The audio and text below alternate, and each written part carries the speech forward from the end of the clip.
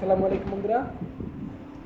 আগামী 12 এপ্রিল আগামীকাল রোজ শনিবার মার্চ ফর গাজা এই কর্মসূচি দিয়েছে বাংলাদেশের তৌহিদি জনতা, ছাত্র জনতা, বাংলাদেশের সকল নাগরিক, দলমত নির্বিশেষে সকল মানুষ বাংলাদেশে এই আন্দোলনের ঘোষণা দিয়েছে। এখন আমাদের এই আন্দোলন সফল করতে হবে।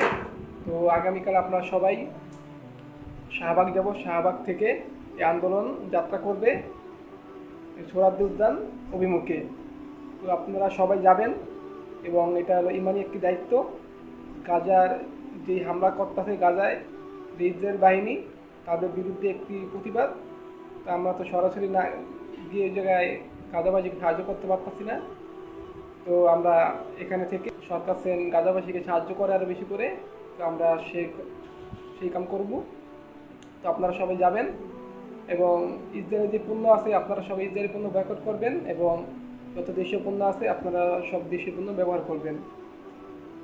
তো অনেক দোকানদাররা আছে যে তারা ইসরায়েলি পণ্য বেচে, আছে দোকানদারকেও সচেতন হতে হবে তারা ইসরায়েলি পণ্য না বেচুক এবং তাদেরকে ইসরায়েলি পণ্য না বেচা একটা ইমানি দায়িত্ব।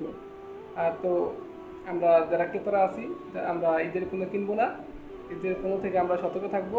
এবং অনেক অনেক মানুষ আছে দেখা যায় ইসরায়েলি পণ্য কিনে যে নষ্ট করে দেখায় যে আমরা ইসরায়েলি পণ্য খাবো না, ইসরায়েলি পণ্য করতেছি। তো এরা তো কিনে হইতেছে পণ্যটা, এই পণ্যটা নষ্ট হইতেছে না, তো টাকা অপচয় হইতেছে। এটা তো আমরা এই কামও করবো না এবং আমরা সবাই ইসরায়েলি পণ্য বয়কট করবো। এবং একটি কাম করা যায় যে ইসরায়েলি পণ্য একটা লিস্ট করে একটা লিফলেট বানিয়ে ওই লিফলেট মানুষকে বিতরণ করা যায়, তো মানুষ আরও সচেতন হবে।